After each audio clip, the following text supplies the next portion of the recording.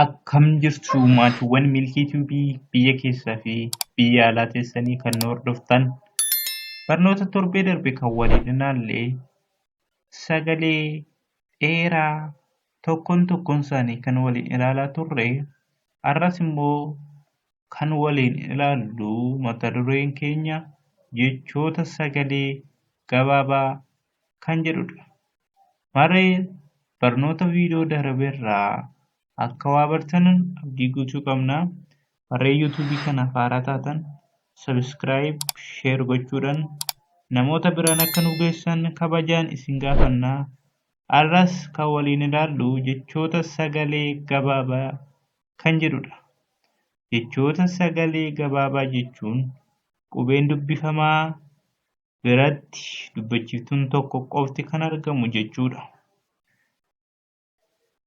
Maree kan waliin ilaallu ta'a tokkoon isaanii nu duukaa bu'a.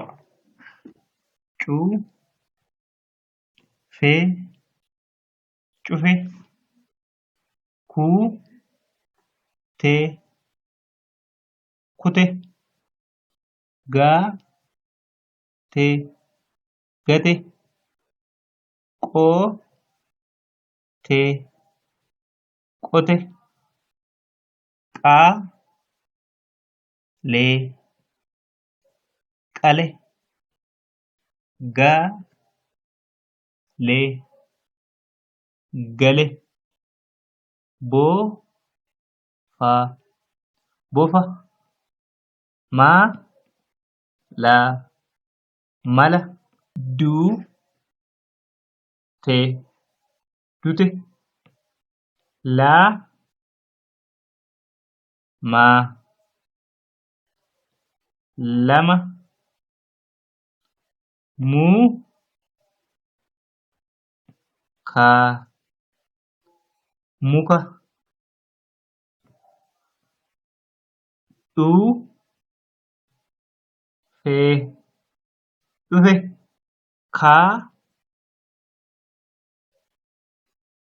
raa, karaa, naa, maa, nama, ii, maa, ima, jaa, laa, jala kan jedhudha.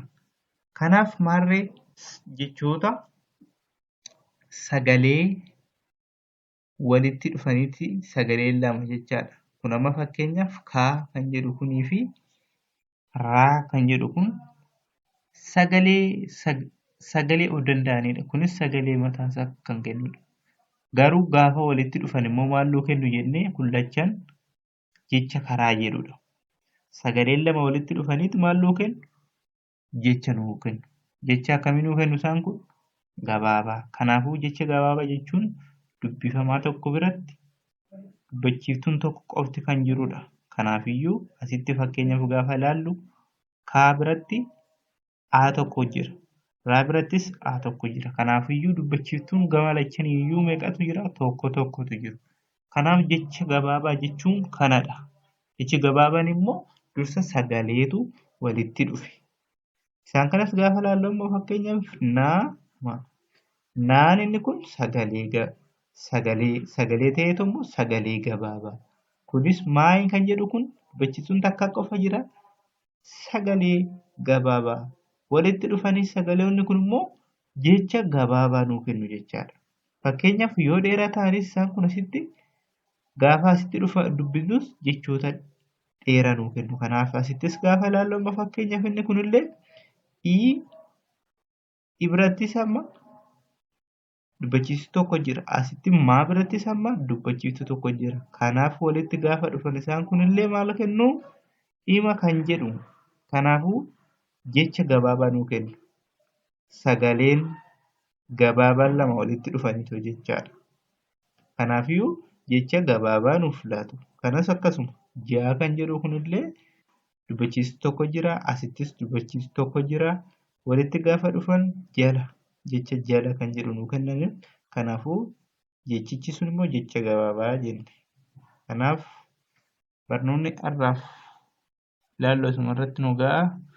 Warreen yuutuubii kanaaf haaraa taatan sabiskiraayib nu gochuudhaan namoota biraan akka nu geessanii fi warreen karaalee telegiraamii, iimoo, waasaappiidhaan barachuu feetan barnoota afaan oromoo kanatti dabalatees barnoota ingiliffaa, barnoota herreegaa warreen barachuu barbaadan lakkoofsa as gajjallaa isin keenya jirru kanaan dawwaltanii nu qunnamuu dandeessu. Galatoomaa nagaan turaayii.